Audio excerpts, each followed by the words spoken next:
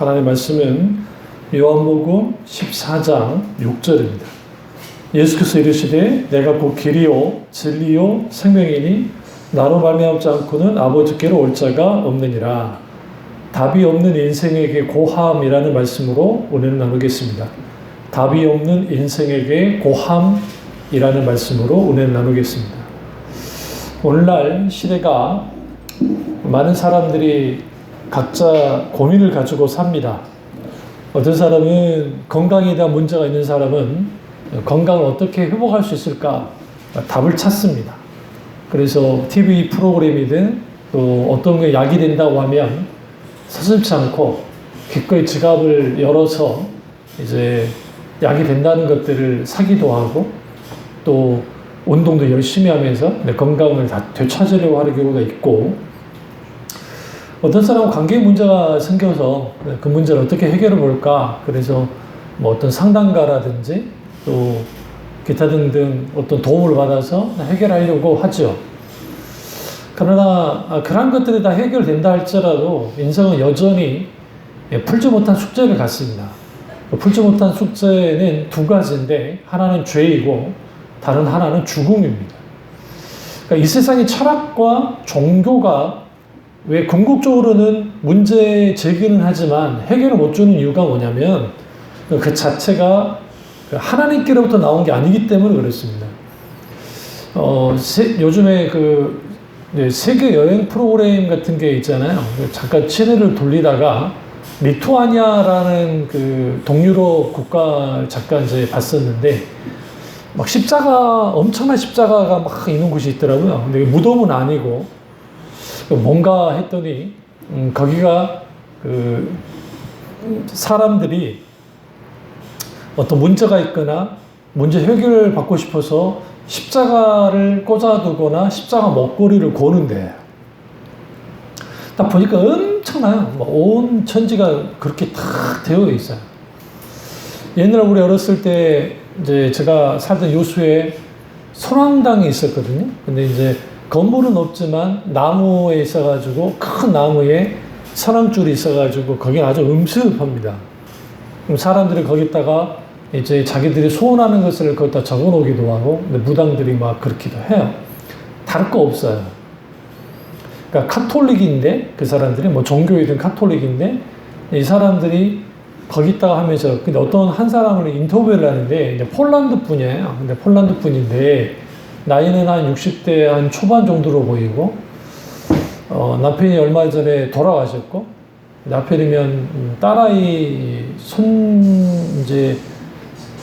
손자겠죠? 손자가 배에서 나와야 되는데, 이게 좀 탈이 나가지고, 무사히 태어날 수 있을지 모르겠지, 이제 그때 모르겠다 하면서, 이제 하나님께 빌러 왔다는 거죠.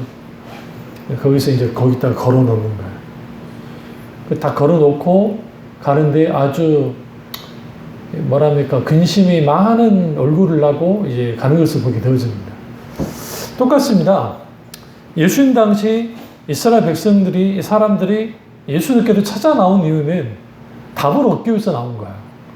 그러니까 대표적인 게 이제 병든 사람들은 병 고침 받기 위해서.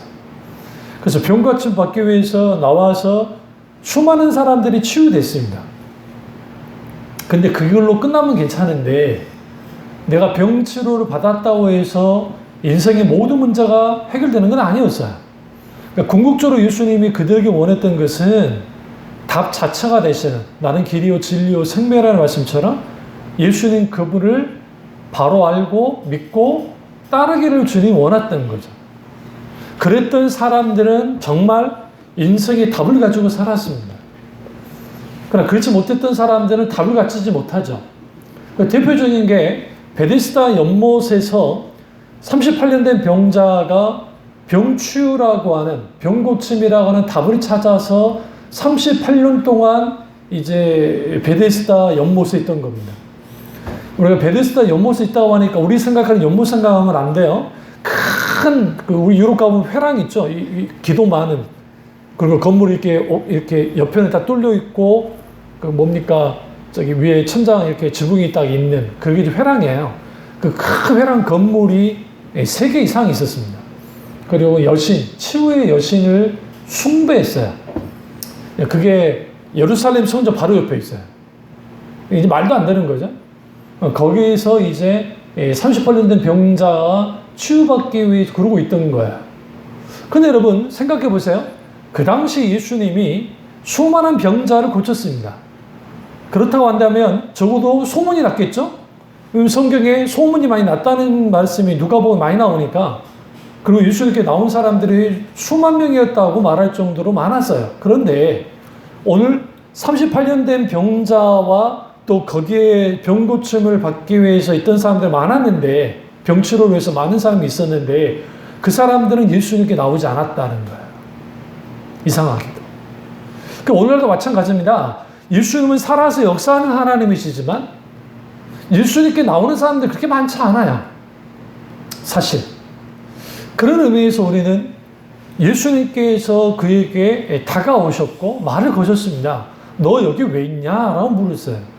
근데 여러분이 아셔야 되는 게, 베데스다 연못에 거기는 병치료를 위한 곳이었기 때문에 누구나 다 알아요. 그곳에 있으면 병치료 받으려고 거기에 있나 보다 라는 생각을 한다고요. 근데 예수님이 의도적으로 물었어요. 그러니까 그 사람이 하는 말이, 내가 38년 동안 여기 있었는데 이제 병치료 받기 위해서 왔다. 어떻게 치료받느냐 설명을 해줘요. 그 사람이 천사가 내려올 때, 물이 첫 번째 동할 때, 물이 첫 번째 확 올라올 때, 그때 그 물 안에 들어가면 치유를 받는다는 이제 그 반가로 안에 이 성경을 필사한 사람이 쏘는 거예요. 필사가 쓴 거예요. 그걸 믿고 있던 거예요, 그 사람이요. 그리고 예수님이, 그럼 내가 너에게 뭐 해주기를 원하냐? 라고 이제 질문을 던졌어요. 이 사람이 답은 뭐예요? 병 고침을 원해서 나는 이제 해. 그러니까 이 사람 하는 말은, 예수님이 내가 너한테 뭘 해주기를 원하냐? 그러니까 이 사람이 이렇게 말해요. 나를 어디에 있다가 저기 지금 이 베데스다 연못에 나를 해줄 사람이 없습니다. 그러니까 이제 당신 해줄 거냐? 그 말 했으니까. 예수님이 뭐라고 하냐?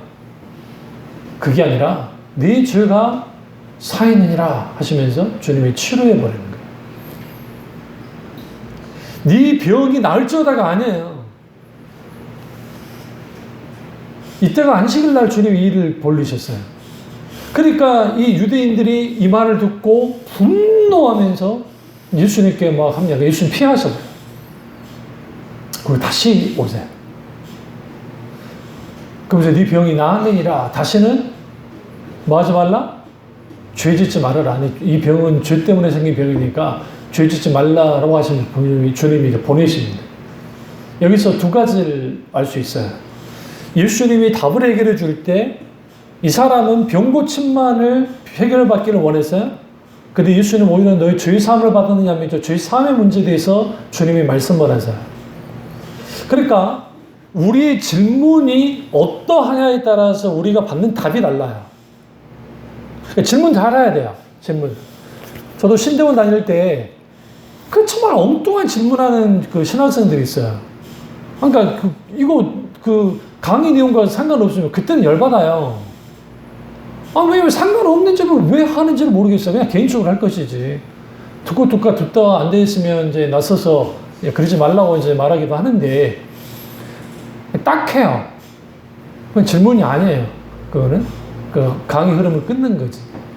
마찬가지로 베데스다 연못에 38년 된 병자면 이 사람이 10살 때 아팠어도 48세고 20살에 아팠어도 58세고, 그러니까 나이는 굉장히 많았을 거라 보는 거예요. 그러니까 이제는 지금 병 고침이 돼도 그 사람이 살 날이 그렇게 많지 않아요. 왜 그러냐면 예수님 당시 평균 사람들 수명이 35세예요. 왜 35세냐면 전쟁도 많고 기근도 많고 병도 많아가지고 그렇게 많이 죽어요. 빨리빨리 사람들이. 그럼 오히려 이 사람은 자기의 그러니까 이거 참 놀라운 거 아니에요? 병이 들었는데 38년 동안 버틴 거예요. 그것도 기적 같아, 나는. 생각해보면. 그럼 이 사람은 어떤 인생이에요? 죽지 못해 사는 인생인 거죠. 죽지 못해 사는 인생이 여전히 미래를 못 갔죠. 왜? 내 병치료 받고 싶어. 나 저기 물에 들어가면 나았는데. 예수님 오셔서 하는 말이 내가 너한테 뭐 해줄까? 그거 아니야. 네 죄의 사함을 받았느니라. 나가버렸어요. 그 사람이 믿음이 있는 것도 아니에요. 여러분 믿음이 없는데도 기적 역사 나타났어요. 의도적으로 예수님이 그렇게 하신 거예요. 그리고 난 다음에 다시는 죄를 짓지 말아라 하면서 그 근본 문제, 그것에 대한 해답을 제시하고 가신답니다. 마찬가지입니다. 답이 없는 인생의 고함이라는 오늘 이 말씀의 주제는 뭐냐면 예수님을 믿고 사는데도 답 없이 사는 사람처럼 사는 사람들이 너무 많은 거예요. 또 어떤 사람은 이렇게 말해요. 문자주의자들 혹은 근본주의자들, 말씀이면 돼. 성경 하나면 다 돼. 성경은 다 정답이야. 그 정답대로 살아가면 돼. 정작 삶을 들여다보면 실제로 그렇게 살지 못하는 걸 봐요. 바리새인들이 말씀이 정답이라고 생각하고 살았지만 그들은 아주 모함을 살았어요. 외식했다고요. 오늘 아침에 만나교 김병사 목사님 설교를 잠깐 듣고 왔는데 그 말은 회칠한 무덤이라는 말을 하다가 그 회칠한 무덤, 그럴듯하게 자기를 치장해서 거룩하게 보이려고 하는. 근데 옛날 우리 찬양 가운데 제가 중고등학교 중등부 고등부 때 헌금 시간에 꼭 이 찬양을 불렀거든요.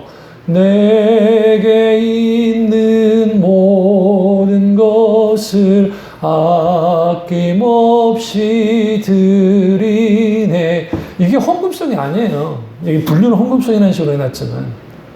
근데 오늘 갑자기 영어로 이 양반이 평소엔 잘 그렇게 안 하셨는데 근데 영어 가사에 확 꽂혀버렸잖아요. 내게 있는 모든 것을 I surrender all 하면서 끝나거든요. 이 surrender라는 뜻이 항복이라는 뜻도 있거든요. 항복하다, 항복, 혹은 내어주다, 맡긴다. 그러니까 내 모든 것을 주님께 맡기는 거, 내어드리는 거, 혹은 내가 항복하는 거. 이게 주님께 내가 바쳐진 삶이에요. 그런 인생의 해답이 있어요. 답이 있고, 단순히 헌금 내라고 내게 있는 모든 지갑을 열어서 주님께 드리는 그게 아니라, 그 정도 차원의 것이 아니라 실제로 내 자신이 하나님께 항복하고 전적으로 항복하고 나의 모든 부분이, 내 모든 영역이 항복해서 내어드리는 그 항복이 있을 때 비로소 예수님이 답이라는 걸 알아요. 답이라는 것을. 그러니까 38년 된 이 병자는 여전히 뭘 꿈꾸고 있어요? 치유될 거라고 하는 꿈을 꾸고 있었어요. 그러나 백날 거기에 있어봤자 병추로 일어나지 않아요. 왜? 미신이니까. 그 미신이라도 붙잡고 있어야 되는 거예요. 그 폴란드 아주머니가 리투아니아 그 십자가 막 있는 거기다가 걸어놓고 잠깐 기도하면 그로 인해서 신이 혹은 하나님이 내가 이렇게 해줄 거야 라고 하는 소위 말하는 종교적인 심성을 가지고 문제를 해결해 보겠다는 거죠. 해결 안 됩니다. 해결이 안 돼요.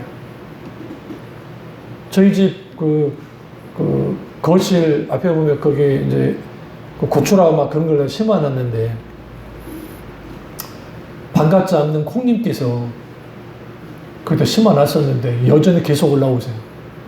뽑아도 올라오고 뽑아도 올라오고 또 뽑아도 오늘도 올라오더라.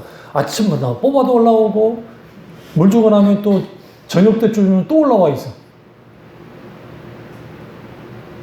도동온다 민들레인가? 채송화인가? 채송화님이 살아계셨다. 죄송합니다. 그래서 한번 집안에다가 콩줄기를 만들려고 강낭콩을 하나 얻어왔길래 강낭콩 5개를 심었어요. 그러다가 하나도 안 나오길래 밖에서 내가 뽑았던 콩잎 하나를 뿌리쳐 뽑아가지고 심어놓고 여러분 그 커피 먹으면 이렇게 하는 그 컵 있잖아요. 거기다가 이제 그 플라스틱 컵, 투명 컵에다가 이제 제가 심은 건데 흙을 해가지고 안 올라오더니 이걸 어떡하지? 답이 없는 것 같아. 그래서 이제 심어놨더니 어느 날인가 갑자기 강낭콩 하나가 슉 올라오고 또 올라오는 거예요. 저 힘이 얼마나 솟구치면서 올라오는지 먼저 이렇게 컸던 애가 심어놨던 것은 잘 안 자라고 얘가 막 올라오는 거야. 근데 뭐가 다를까? 이 아이는 거기에서 생명을 탁 움트고 솟아 올라왔잖아요. 생명력이 있는 거예요. 우리 신앙의 생명력은 예수님 그분이 답이심을 알고 답이되신 예수님을 내가 신뢰하고 믿고 사랑하고 의지할 때에 우리는 우리 인생의 여러 불안한 요소들을 다 뭐 하면서 하나하나 해결하고 풀어나가면서 인생을 사는 거예요. 그게 예수님을 믿는 사람들의 실질적인 뭡니까? 삶입니다. 그렇게 돼야 되고요. 그러면 인간의 근본적인 문제에 대한 답은 예수님이신데 그 어떤 문제에 대한 답이 예수님이 되셨는가? 첫째는 죄의 문제의 답은 예수님입니다. 그러니까 결국은 인생에 있어서 두 가지 정말 심각한 그러니까 질문에 대해서 해결을 못한다 했잖아요. 죄의 문제와 죽음의 문제. 근데 죄의 문제에 대한 답이 예수님이셨어요. 모든 인간은 죄로부터 자유로울 수가 없습니다. 하나님 앞에 죄 없다는 인간이 없으니까요. 여러분, 어떤 사람 보면 참 사람 성격 좋은 것 같고 괜찮아요. 제 동기, 신학생 때 내 동기 전도사도 정말 저랑 같은 안씨인데, 제가 목사 안수 받았겠지만, 아주 성품이 좋아요, 사람이. 그리고 얌전하고. 그 제가 예전에 말씀드렸잖아요. 저 없을 때 기숙사에서 싸움이 붙었다고. 동기들끼리. 이제 이 사람은 성격이 이제 얌전하고 하니까 뭐 그렇게 크게 화를 내진 않지만 그래도 다툼이 있었다고. 문제는 뭐냐면 그렇게 보이지만 그 다툼 속에서 더 커져가고 이제 내가 들어왔을 때는 이제 치고받기 일보 직전까지 가고 신학생들이 미친 짓이지. 제가 누굽니까? 그거는 못 보는 스타일이라 거기서 악을 확 질렀어요. 둘 다 때려 죽여버린다고. 왜? 그 친구도 내 성격을 알거든. 다른 건 몰라도 신학, 이거는 무슨 물러나라고. 하고 싶은 나라 한번 맞짱 뜨자 그랬어요. 둘 다. 그러니까 쭉 물러나더라. 이유인지가 뭐 그렇게 많지, 별것도 안 해요. 근데 이제 쌓인 게 많은 거예요. 그러니까 한쪽이 좀 성격에 문제가 있어요. 좀 크게. 그건 인정은 하는데. 그러니까 이제 다 풀고 난 다음에 이제 내 같은 동시하고 이야기를 했지, 살짝. 왜 그랬어요? 아니, 뭐, 그랬는데 그랬다고. 오해한 것 같아. 상처가 많아서, 저 사람. 모르셨냐고. 몰랐냐고. 그러니까. 아니, 모르긴 했는데, 그래도 뭐, 그렇게까지 할 일이 있는가? 그렇게 한데, 사람은 각기 자기 입장이 있고, 관점이 있어가지고 그런 것 같으니까, 앞으로 부딪히지 않으면 되니까, 그냥 털어라고, 그냥 그러지 말고. 아까쯤 내가 그렇게 한 것을 일부러 둘이 말리려고 내가 오버한 거라고. 그렇게 알아라고. 그렇게 말을 놓고, 그 다음에 또 문제 있는 사람한테 가가지고 물으니까 이제 막 자기 하소연을 하는 거야. 이거 했고 나를 뭐 건방지게 뭔가 내가 또 듣다가 그렇긴 한데 내가 겪은 저 친구가 그런 친구가 아닌데 일단 그러지 말라고. 좋을 건 없는 것 같으니까. 그러니까 그러잖아요. 그 아주 성품이 좋은 사람도 그들만의 약점이 있어요. 아킬레스건이라고 하는데 그럼 폭발해요. 안 하는 게 이상한 거지. 무슨 말씀을 드리려고 하냐면 모든 인간은 다 똑같아요. 비슷해요. 그 수준이라는 게 그렇게 크게 차이 나지 않아요. 교양도 그렇게 크게 차이 난 게 아니에요. 사실은. 다만 뭐가 문제냐면 너무나 많은 인생이 그러니까 우리가 신앙생활 하면서 이것도 정답인 거고 저것도 정답인 거 정답인 거 정답인 것 같아. 그러니까 무당에도 찾아가고 소위 뭐 예언기도 한다는 사람한테도 찾아가고 뭐 능력 있는 뭐 부흥강사도 찾아가고 하면서 답을 찾아내는 사람도 있어요. 답을 찾아보세요. 절대 안 찾아져요. 여러분 어떤 사람이 정말 대단한 예언가라 합시다. 예언 은사가 있다 합시다. 그 사람의 예언보다도 내가 하나님께 직접적으로 기도하면서 받은 응답이 더 정확하고 더 가치 있어요. 물론 그 모든 기도 응답은 영적으로 분별해야 되겠지만, 말씀으로 분별해야 되겠지만, 죄 문제에 대한 해결은 인간이 누가 할 수 없습니다. 석가모니가 할 수 있습니까? 아니면 공자가 할 수 있습니까? 소크라테스가 할 수 있습니까? 죄 문제는 예수님 외에밖에 없어요. 왜? 죄 없으신 분만이 그 문제를 해결할 수 있기 때문에 그렇습니다. 고린도후서 5장 14절을 보면 그리스도의 사랑이 우리를 강권하는도다. 우리가 생각하건대 한 사람이 모든 사람을 대신하여 죽었은즉 모든 사람이 죽은 것이라. 예수님이 모든 사람을 대표해서 죽으셨어요. 왜? 죄 없는 분이셨기 때문에. 그건 하나님의 아들이셨기 때문에. 그리고 예수님께서 마지막 십자가에 달렸을 때 다 이루었다고 했죠. 이 다 이루었다는 게 헬라어로 테델레스타이라고 하는 헬라어 단어인데 그 뜻은 다 지불되었다. 빚을 다 갚았다는 거야. 이걸 속량했다. 속죄했다는 거죠. 다시 말하면 모든 죄의 빚을 십자가에서 다 갚아주신 거야. 그래서 예수님만이 답이에요. 답이 없는 인생들이 고합니다. 해결할 수 없는 죄의 문제, 그 문제를 해결할 것은 예수님밖에 없어요. 우리는 그것을 알아요. 그걸 이론으로 알아요. 교리로도 알아요. 말씀으로도 알아요. 근데 실제로도 알아야 돼요. 정말. 오늘 김병사 목사님이 그 설교 가운데 그 의미 있는 게 뭐였냐면 그 말이 참 맞는 말인 게 우리가 하나님 앞에 나아갔을 때 내가 거룩합니다. 하나님, 나는 이렇게 거룩한 사람이 없습니다. 하나님이 뭐 기뻐할까요? 안 해요. 사람의 거룩이라는 것은 성경에서도 어떤 그 거룩은 내가 하나님 앞에 죄를 인식할 때부터 시작되는 거야. 거룩이라는 게. 왜? 거기에 회개가 일어나니까. 거기에서 돌이킴이 있으니까. 거기에서 뭐가 일어나니까? 회복이 일어나기 때문에 우리는 내가 하나님 앞에 죄인 것을 인정하고 내 죄의 문제를 주님만 해결할 수 있다는 사실을 알 때에 그게 아주 가치 있는 거예요. 옛날에 찬양가도 이런 찬양 있잖아요. 기쁜 날 주 나의 죄 다 씻은 날 늘 깨어서 기도하고 늘 기쁘게 살아가리. 기쁜 날 주 나의 죄 다 씻은 날. 우리 모두는 사면장을 받는 사람들입니다. 예수님 믿고 중세의 체험을 했다고 한다면.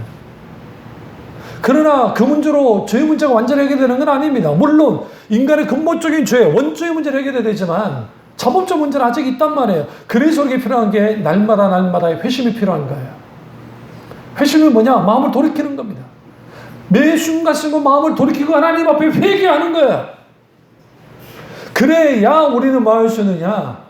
죄라고 하는 절대로 해결할 수 없는 이 죄의 문제에 대한 답을 우리가 가질 수 있는 거예요. 두 번째는 죽음의 문제에 대한 해답이 예수님의 부활입니다. 오늘날 누가 이 죽음의 문제를 해결할 수 있습니까? 죽지 않으려고 끝까지 버텼던 진시황제가 결국은 급사해서 죽었습니다. 한 줌의 흙으로 돌아가 버렸어요. 이 세상에 예수님 외에 죽음을 이긴 사람이 단 한 명도 없어요. 누가 인류의 죽음의 문제를 해결할 수 있을까요? 예수님이에요. 예수 그리스도의 십자가의 죽음과 예수 그리스도의 그 십자가 이후의 부활이 우리 죽음의 문제에 대한 해답이 되는 거예요. 왜 우리가 그리스도인의 해답이 인생을 사는 것이냐? 예수님이 그 일들을 이루셨기 때문에.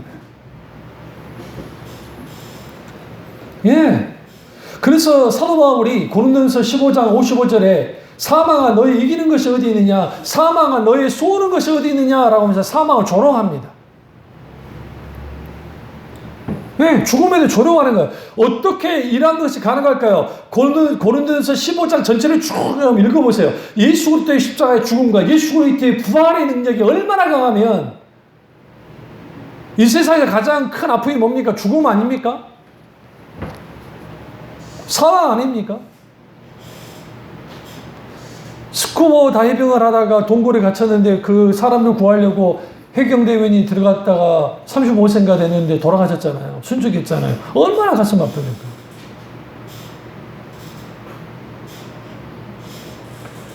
우리가 그들의 그 가족이 아니니까 그렇지만 그 가족들과 그 동료들을 생각해 보세요. 다른 것도 아니에요. 누군가를 구하려고 하다가 했는데 그것에 대한 그 얼마나 큽니까? 그 소방관 분들 그때 이천인가 어딘가 물류센터 불러서 그때 막 하다가 동료분 돌아가신 분 같이 있다가 살아났는데 죄책감 못 이기고 두 분이 자살해 돌아가셨잖아요.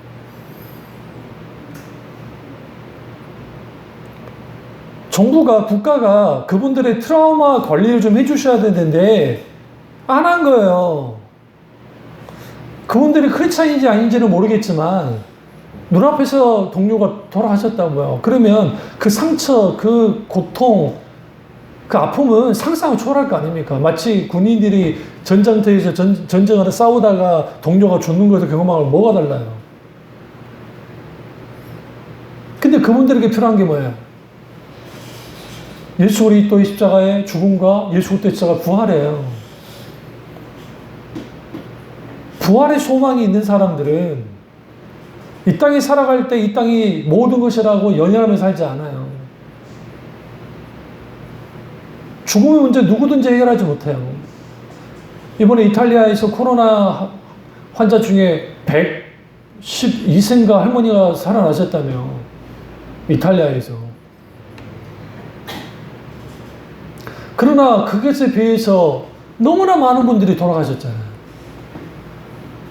미국은 앞으로 아마 9월인가까지 더 가고 하면 뭐 20만 명이 돌아가실 거라 그러는데, 여러분 말이 20만 명이에요. 그 20만 명 그 순천이죠, 순천. 지금 여수가 36만 명인가 되고 순천이 한 28만인가 될 텐데 그 순천 시민의 거의 뭐 80%가 돌아가신 거라고 생각해요. 어마어마한 거예요. 어마어마한 사건이에요.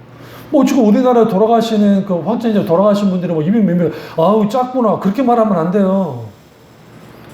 그러니까 다른 나라에 비해서는 작을지 모르지만 그 숫자는 큰 거예요. 아픔이고. 그러니까 그 죽음의 문제 앞에서 우리는 어떻게든지 그 죽음을 막아보려고 하고 때로 회피하려고 하고 어떻게든 늦춰보려고 하는 거 아닙니까? 쉽지 않은 거죠. 그러니까 인간은 결국은 이렇게 불안한 인생이에요. 그런데 예수님이 부활의 첫 열매가 되셨고 이후에 예수 그리스도를 믿는 자들은 다들 뭐가 돼요? 이제는 그 부활에 동참하게 된다는 거죠. 고린도서 15장 20절에 이제 그리스도께서 죽은 자 가운데 다시 살아 잠자는 자들의 첫 열매가 되셨도다. 그리스도인들의 죽음을 뭐라고 표현했다고요? 잠자는 자. 우리는 잠을 자는 거예요. 그러니까 예수님께서 이 야이로의 딸을 살리실 때에 달리다 굼 하셨어요. 이게 헬라어도 아니고 히브리어도 아니고 이게 뭐냐? 아람어예요, 아람어. 왜냐하면 이스라엘이 페르시아의 지배를 받았기 때문에, 그러니까 바빌론에 의해서 멸망을 당하고 이후에 페르시아까지 지배를 받았기 때문에 그 고대 근동의 언어가 아람어니까 그 아람어로 예수님이 달리다 굼 했어요.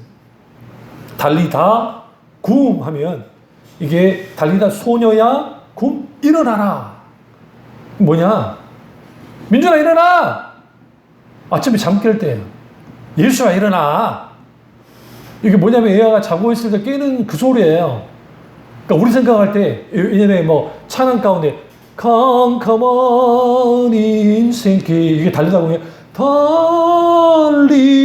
굼 깨어라 일어나 걸으라. 그러나 예수님이 그 당시 현장에서는 그런 분위기가 아니었어요. 엄마가 애들 깨우듯이 달리다 굼 했어요. 그럼 보세요. 장난치는 걸로 느껴지지 않았겠어요? 야이로 부인 입장에서.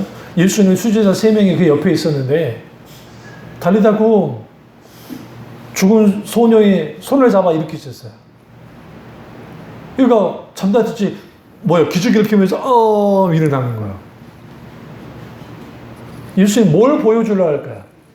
예수님 안에 죽은 자들은 세상 사람들은 그걸로 끝이고 심판이지만 예수님을 믿는 사람들은 결국은 예수님이 우리의 손을 다시 잡으셔서 우리를 깨우신다고요. 그게 부활이에요. 아나스타시스. 영생의 부활. 그 부활이 있음을 야이로의 딸을 통해서 주님이 드러내는 거예요.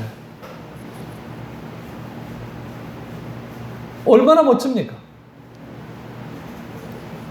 그래서 우리는 답이 없는 인생들에게 고합니다. 이게 진리일까? 저게 진리일까? 이렇게 하면 행복할까? 저렇게 하면 행복할까? 이렇게 하면 성공할 수 있나? 저렇게 하면 성공할 수 있나? 이렇게 하면 내가 기쁘고 즐거울 수 있을까? 아니면 이렇게 하면 저렇게 하면 기쁘고 즐거울 수 있을까? 여러 가지 있을 줄은 몰라요. 그러나 그것이 우리 인간의 근본적인 어떠한 그 인간의 본능, 그러니까 근원적인 것을 채워주지 못해요. 네? 요즘 그 트로트가 열풍인데 그 트로트 노래들을 듣고만 신나고 즐겁고 그래요. 왜 그러냐면 트로트 음악의 비트라는 게 4분의 4박자에 여러분 트로트 음악 중에 이렇게 느린 음악 보셨어요? 별로 없죠. 옛날 트로트가 좀 그랬고 요즘에는 대부분 비트가 빨라요. 그러면 그런 노래를 들으면 잡생각이 사라져요. 못 느껴요? 어? 엄머나 이러지 마세요. 그거 얼마나 야한 스토리인데. 여자의 마음은 갈대랍니다. 안 돼요. 왜 이래요? 묻지 마. 그러시면 안 돼요. 장윤정이가 그것 때문에 시험 들었다잖아. 내가 왜 이런 노래를 불러야 되나. 자주 섞였지만 그러나 어쩔 수 없이 불렀는데 그게 터진 거야. 그게. 2절 모르시죠? 2절은 더 노골적이에요. 이거 뭐 노래가 좋다 나쁘다 그 말하는 게 아니고요. 이게 세상 사람들이 원하는 음악인 거예요. 어떤 깊이 생각하지 않고 내가 즐겁고 또 공감할 수 있고 뭔가 내가 감정적으로 소진하고 싶어요. 그러니까 솔직히 마음 넘으니까 즐거운 거 없잖아요. 지금 권사님 연배 70 넘으시면 크게 즐거운 거 거의 없으세요. 별로. 안 그래요? 그러니까 사람들이 먹방에 가는 거예요. 왜냐면 먹는 거는 내가 자주 안 먹었던 거 괜찮은 거 먹다 보면 그 즐거움이 있기 때문에 그 자체 나쁜 거 아니잖아요. 여행도 한두 번이지. 어떤 정말 정신없는 사람 노래자고 그러더라고. 그 스튜어디스들은 좋겠다고. 뭐가 좋아. 스튜어디스는 직업으로서 그거 가지고 사람 환장할 일이에요. 안 그래요? 비행기 타는 게 아니에요, 이거는. 그것도 한두 번이지. 지금 우리 허니와 연희가 엄청난 비행기 은혜를 받아요. 확 올라가면 나도 비행기 처음 탈 때, 우와! 하는데, 제가 막 유럽 갔다 오고 해도 요즘 비행기 탄다고 해서 제가 막 그거 가지고 막, 창문 열어가지고, 밑에 보고, 그거 안 해요. 거기는 저기 창문요가 막 빛 들어오니까 싫어서 그냥 있고 또 화장실 갈 때 힘들잖아요. 옆에 모르는 사람이 있으면 이거 화장실 가기 그러니까 나 그냥 차라리 그냥 복도 쪽에 자리를 주면 좋을 것 같아. 그럼 그거 앉아가지고 화장실도 가고 다리 좀 뻣뻣하다 싶으면 딱 일어나가지고 나가서 거기서 좀 스트레칭도 하고 하면 좋으니까. 근데 하필이면 그 옆에다 꽂아놓으면 사람 환장한다니까. 그러나 처음 비행기 타는 사람 뭐예요? 저기가 지금 팔이 안 보여요. 보이긴 뭐가 보여요. 무슨 그래도 막 그게 좋은 거야. 막 비행기가 봐도 막 가슴이 벌렁벌렁거리고. 인생은요, 사람은 금방금방 실증을 느낍니다. 실증.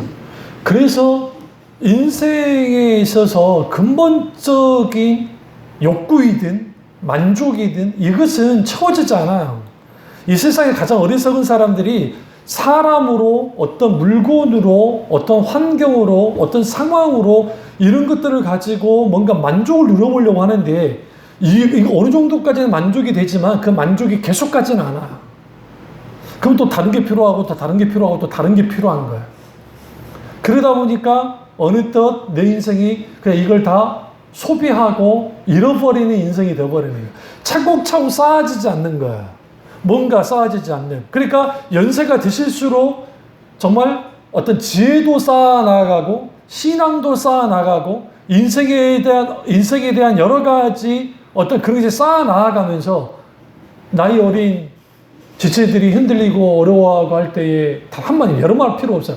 단 한마디 말로도 위로 줄 수 있는 거예요. 제가 어렸을 때 그랬잖아요. 그 권사님들 계셔서 기도하는 권사님들이 계셨는데 그때 생각해보면 70대 후반, 80대 정도 된 것 같아. 근데 그 어른들이 늘 교회 오실 때 하얀 소복 같은 거 입고 오셨다고. 고정에 있다가 늘 그렇게 오셨어요. 그 우리 어머니 그 뒤에 앉으니까. 또 우리 구역 있는데 이제 나를 데리고 갔는데 우리 아버지가 예사 인물이 아니잖아요. 예사 인물이 아니니까 이제 권사님한테 이런 이야기 저런 이야기하다 울고 있으면 송집사야 울어라 울어. 어떡하겠냐 하나님만 바라봐야지. 송집사야 아이고 주님 어떡할까 아이고 주님 어떡할까. 그렇게 지금 같이 이제 신사 한타 하신 것 같긴 한데 아이고 주님 어떡해요 아이고 주님 아이고 아버지 어떡해요. 같이 울어주시면 확 녹아버려요. 기도해라. 그럼 난 옆에서 보고 있잖아요. 할머니가 무서워. 막 귀신 같아. 할머니들, 어릴 때는 할머니 귀신 같다니까. 머리가 이렇게 산만하셔가지고 한번 뭐 푹 하면 이게 구미호 저리 가라니까. 그러면은. 그럼 이제 꼭 그 뒤에 앉아가지고 찬양을 하시면 그 권사님들 그 템포는 다 똑같아. 절대로 빠른 곡도 늦게 가. 그러면 찬양할 때 그래요. 예를 들어 빈들의 마른 불같이 시들은 나의 영혼. 그 몸을 이렇게 흔들시면 봄비로 내리는 성령 예수님 찬양 자 부르지도 못해. 예수님 찬양 뭐 은정박자 하면 예수님 찬양 합시다. 주 안에 있는 나에게 땅 근심이 있으랴. 제가 아니에요.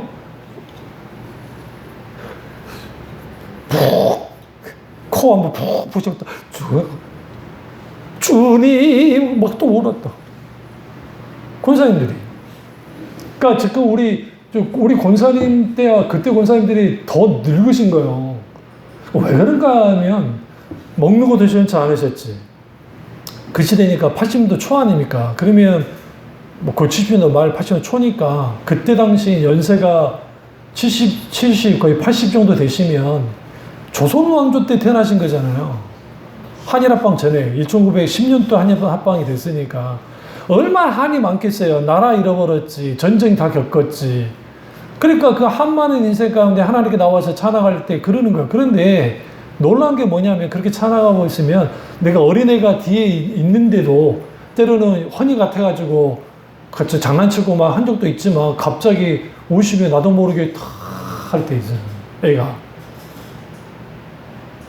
나도 모르게 같이 따라하는 거야. 지금까지 지내온 것 주의 크신 은혜라 한이 없는 주의 사랑 어찌 말로 막 그런 거 있잖아요. 지금 생각해보면 그 어른들의 그런 신앙들 속에서 그것이 답이 있는 인생이에요. 마지막 꼭 누구를 찾았죠? 하나님이에요. 주님.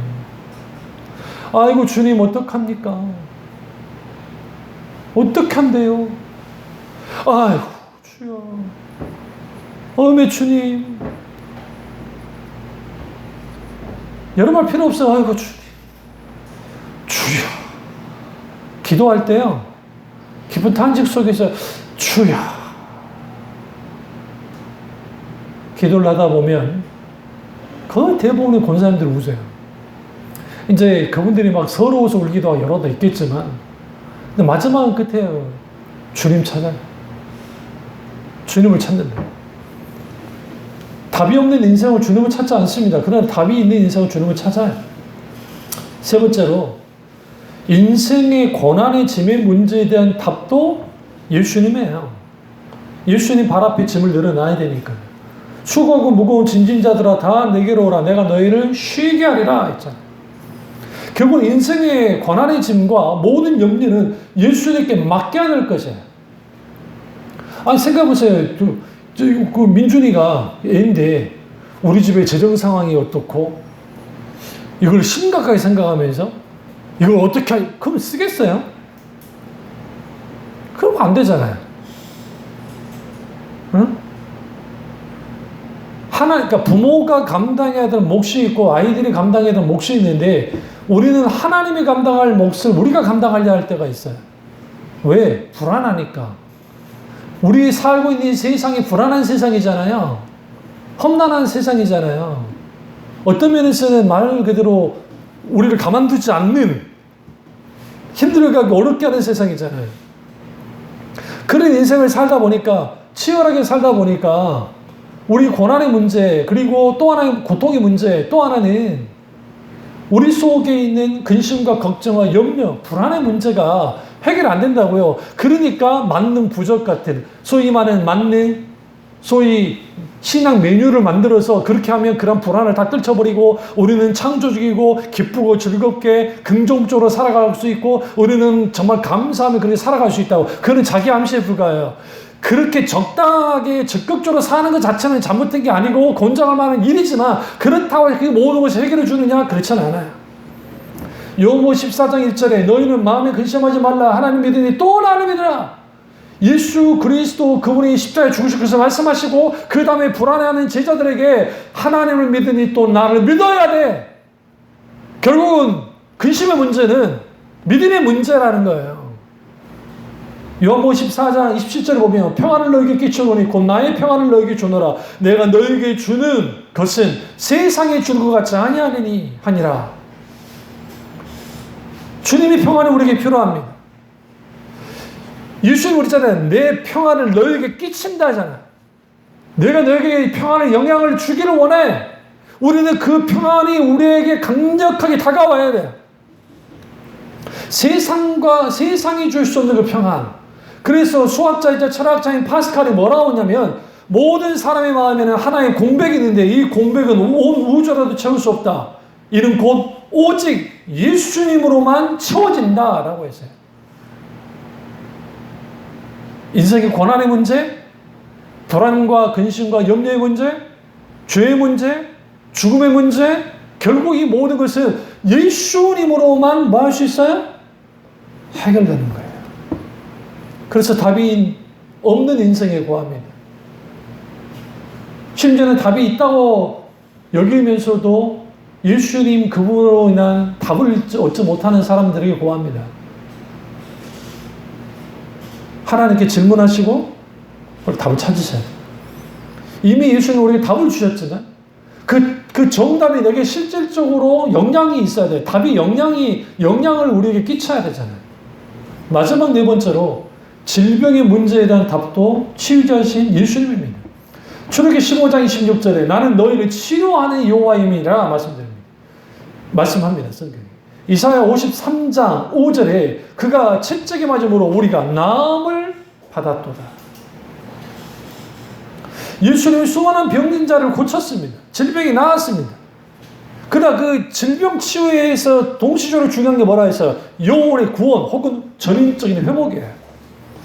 믿는 자들이 이런 표적이 따르느니 내 이름으로 귀신을 쫓아내며 병든 자에게 손을 얻은지 나으리라. 마가복음 16장 17, 18절에 말씀입니다. 야고보서 5장 11절에 믿음의 기도는 병든 자를 구원하느니 주께서 그를 일으키시리라.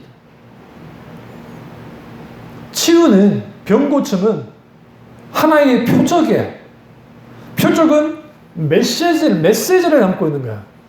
우리가 어떤 하나님 앞에 기도합니다. 어떤 병을 놓고 기도합니다. 기도했을 때 주님이 하나님이 의도하시고 원하는 것들이 있는 거예요. 실제로. 그렇다고 한다면 우리는 거기에서 뭐 해야 되느냐? 병 고침 그 자체, 치유 자체도 중요하겠지만 그보다 더 중요한 것은 모든 병에는 하나님의 뜻이 있다는 거예요. 사실은. 일부러 하나님이 우리에게 병을 주진 않아요. 우리를 연단시키기 위해서 병을 허용하실 때가 있어요. 누구처럼? 바울처럼. 그러나 대다수는 원인은 이거예요. 나의 잘못 때문에. 박종호 장로님이 그 말 했잖아요. 많은 사람들이 어이구 그 간암 걸리셔서 너무너무 고생하시고 하나님이 많이 다루시네요. 그러니까 속으로 그러잖아요. 속으로 그랬다잖아요. 박종호 장로님이. 내가 너무 많이 먹어서 그런 건데. 이르셨거든, 몸이. 지금은 이제 체중 관리 해가지고 내가 식생활 관리를 잘못해가지고 너무 먹는데 탐하다가 이렇게 된 건데, 사람들은 나한테 하는 말이 하나님이 크게 다루시니까 막 다루시네요. 고생하시네요. 다루신 게 내가 잘못한 건데. 인간의 질병 가운데 마약을 막 주구장창하고 술을 주구장창 먹고 담배를 뻑뻑뻑 피는데 거기에 병이 안 걸린다는 보장이 있습니까? 그럴 수는 없는 거죠. 인간의 잘못된 식습관과 부주의와 잘못된 또 안 좋은 음식을 만드는 사람들 있잖아요. 그거 영향에서 그럴 수도 있고, 또 하나는 죄 때문에, 성경이 죄 때문에 병이 들기도, 죄가 있을 때는 반드시 사탄의 귀신이 같이 역사하라. 그래서 귀신에 의해서 병이 같이 생기기도 하고, 또 하나는 하나님의 영광이에요. 성경 보시면 하나님의 영광을 위해서 병을 허용하실 때 있어요. 허용. 드물긴 합니다. 굉장히 드물긴 하지만. 그건 인간의 연약함 때문에 이런 모든 것들이 그렇게 되어지는 거죠. 그렇다고 한다면 여기서 중요한 게 이거예요. 예수님 마가복음 5장 34절에 내 믿음이 너를 구원하였으니 평안히 가라. 내 병에서 놓여 건강할지어다. 질병이 하나님의 은혜의 수단이자 구원의 수단인 것을 볼 수 있어요. 내 믿음이 너를 구원했다라는 것은 두 가지 의미를 가져요. 하나는 병고침 받았다는 의미와 또 하나는 영혼이 구원받았다는 의미를 같이 가져가요. 근데 여기서 주님이 뭐라 합니까? 평안히 가라 라는 거예요. 내 병에서 놓여 건강할지어다. 예수님이 건강할지어다 라고 선언하잖아요. 얼마나 멋집니까? 답이 없다고 하는 인생들에게 고하합니다. 예수님만이 답입니다. 답이 있다는 것을 알면서도 그 답을 누리지 못하는 그리스도인들에게 다시 말씀드립니다. 예수님만이 답이시다고 한다면 내 인생을 한번 딱 들여다보면 정말 내게 예수님이 답으로서, 해답으로서 얼마만큼 영향을 끼치고 계시는지, 얼마나 그 주님으로부터 영향을 받고 사는지를 깊이 묵상해 보십시오. 오늘 이를 통해서 답답한 인생이 아니라 예수님과 함께하는 인생, 답이 있는 인생을 삶을 통해서 하나님께 영광을 드리는 저와 여러분 되시기를 주님의 이름으로 축원합니다. 기도하겠습니다. 기도하실 때 이 말씀이 나의 말씀이죠. 우리 말씀대로 잠깐 기도하겠습니다.